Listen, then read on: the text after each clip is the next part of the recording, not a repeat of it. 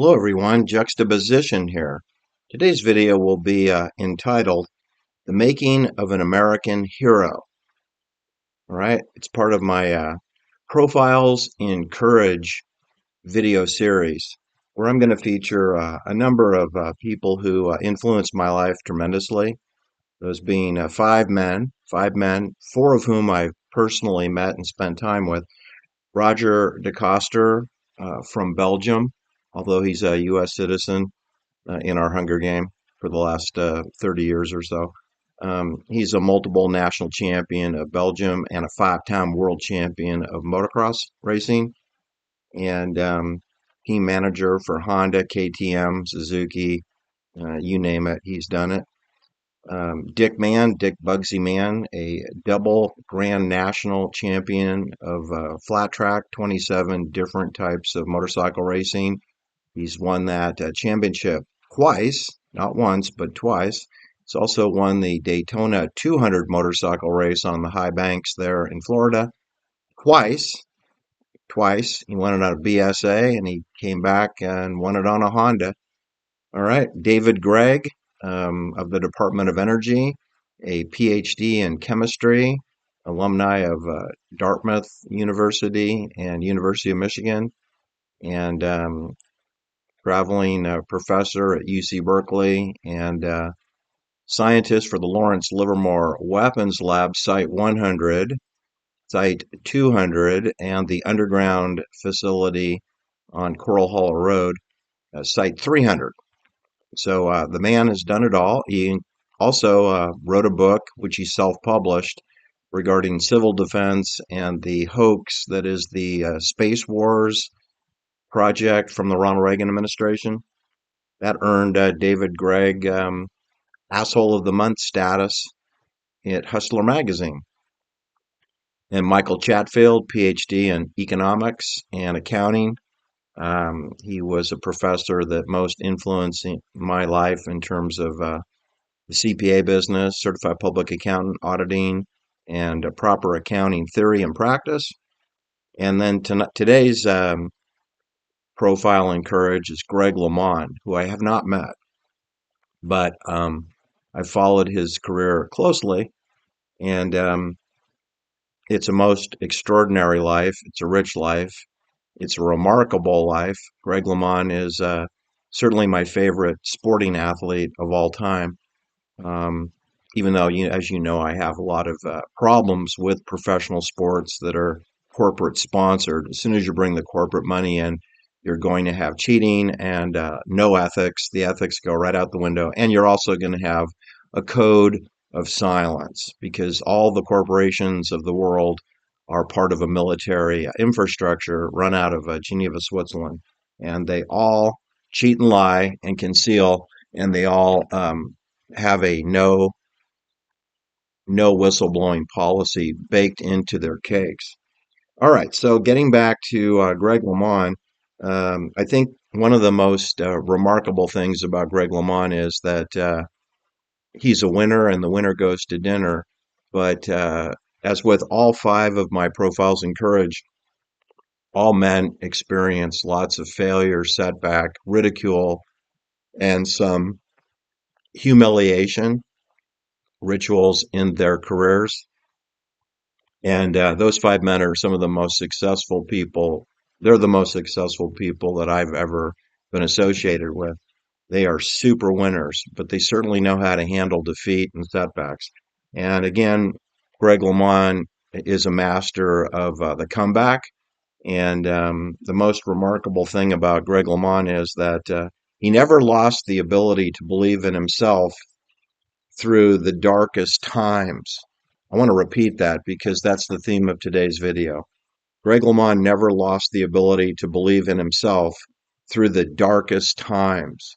And we're in a dark time now with TerraSwarm, human augmentation. I don't like to use the term biodigital convergence because it's too lame, it's too soft, it's too deceptive. It's human augmentation. It's the tethering humans to the cloud and turning them into cyborgs and using aluminum and titanium and polymer plastics and arsenic poison to hook people up to the internet, just in the way that your cell phone is hooked up or your Bluetooth communication in your car or your ring cameras and your smart meters in your neighborhood, in your residential neighborhood, along with your LED streetlights, that this is all part of TerraSwarm, along with, of course, the choking, polluted skies that the media wants you to believe that this is from cows and chickens and driving combustible engine cars, and when it's military driven weather warfare. And it's beyond weather warfare, it's human augmentation to get the aluminum pieces on your skin, eyeball, into your lungs, into your pituitary glands, so that you'll be hacked with a strong signal to the internet. Now, you can be hacked even without TerraSwarm. However, the dystopian TerraSwarm system, which is full spectrum dominance, is inescapable, and it's the system that they've adopted. All right. So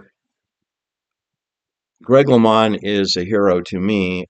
He is a four-time world champion. I said four-time. Now, if you look at Wikipedia, it's going to give you three-time or a two-time. I'll break it down for you in a second. He is a three-time Tour de France champion, yellow jersey wearer in the final stage. Um, he has a world championship in bass fishing where he caught a 4-pound bass with a light test line. In 1991, Greg LeMond won a world championship in fishing. When he was just a teenager, he won a world championship road race. I believe that was in Brazil when he was a teenager. Then he backed it up with two world champion professional men's road races, once in Switzerland in 1983 and again in 1989, which is the video that I'm going to showcase today, which you see as the 1989 World Championship. That video is also entitled The Making of an American Hero. And certainly Greg LeMond is a hero of mine. All right. So he's also the author of The Incredible Comeback. Okay. Because, Greg LeMond, whilst he was winning world championships, which he has four of, and winning Tour de France's, which he has three of, and he certainly could have won more than that, he was shot by his brother-in-law turkey hunting with a shotgun. And that was in 1987. He was shot with a shotgun. I guess it was 1986. Thanksgiving is when he was shot. And he had to take 2 years off to recover. He almost died. That was in Placer County in the town of Lincoln. And the lesson to be learned there is never go hunting with a person who has no experience. And number two, don't separate from them. And number three is don't go into the bushes and blow your little bird caller whistle to attract the turkey, because your brother-in-law will mistake you for a turkey in the bushes. True story.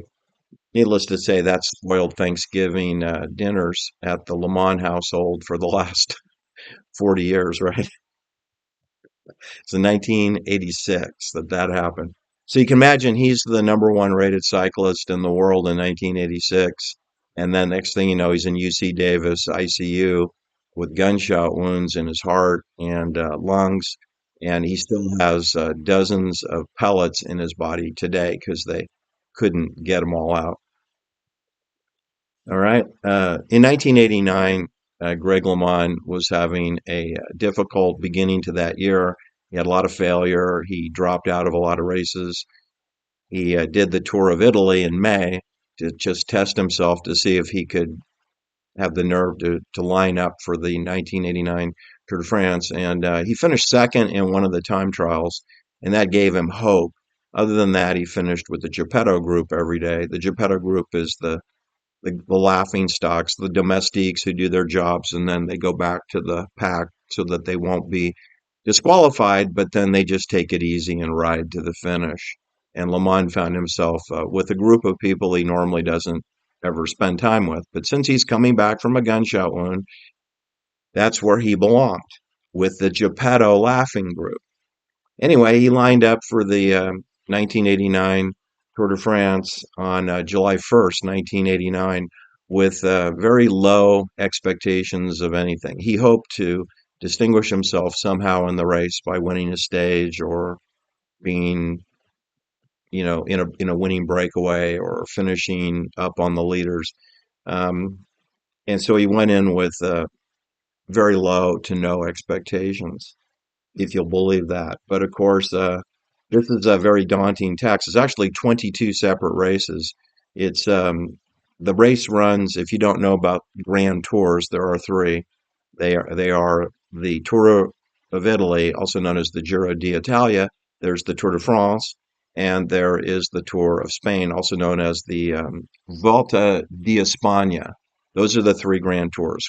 Grand Tours are 3-week races where you race pretty much every day for 21 days, or in this case, 22 days, because there are 21 individual races, but you begin the race with a prologue time trial race against the clock, which is just a short 5-mile race against the clock. It's an hors d'oeuvre. It's just to establish a first leader jersey, the yellow jersey. The Tour de France has multiple prizes.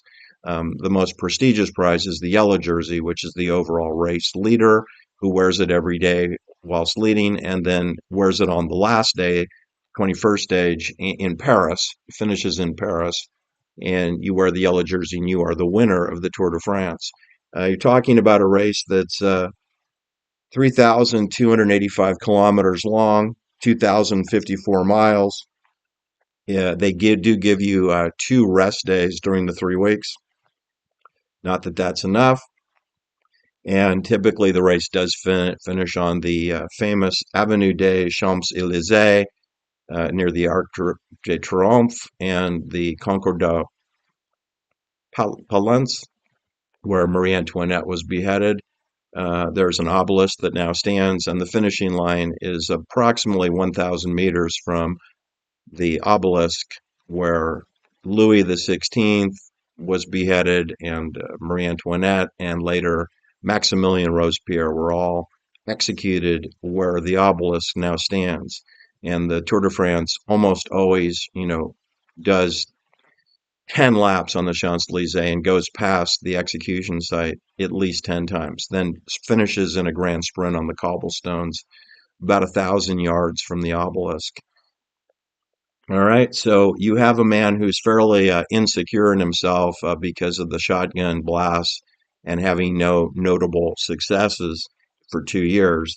But he did win the Tour de France in 1986, and he could have won it in 1985, but he sacrificed for his team leader, Bernard Hinault, Frenchman. All right. So, what I want you to know is that Greg went in with little to no expectations, but he finished, I think, fourth place in that prologue time trial. That was encouraging. And he went on to win 3 stages of the 21 stages. He won 3. All right.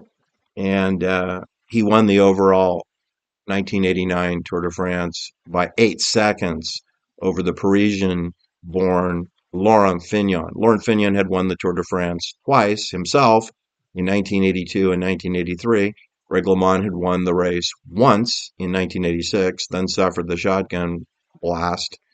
Then Pedro Delgado had won the Tour de France in 1988 and was the defending champion, and he was there also. So you have 3 previous winners of the Tour de France going head to head to head in 1989. So it's going to be very competitive. And I'm not going to get into all the minutiae, but I am going to show you the video below, which shows the men's professional world champion road race held in France in Champs-Marie, and in October, which is approximately 3 months after the Tour de France ended on July 23rd, 1989. They had the men's world champion road race where you do 21 laps of 9 miles, I believe it is, 8 or 9 mile circuit, and you just keep going around and around and around for about 6.5 hours. It's a 163-mile race. And what do you know? Greg LeMond won that race in the rain, in a sprint, in a bunch sprint, and of a small group who had broken away. And it's the incredible comeback. It's the making of an American hero. So I do recommend that you watch this video. All right. Now that's it for today. Just check the video below. Do like and share my videos. I am heavily shadow banned. Take care now. Bye-bye.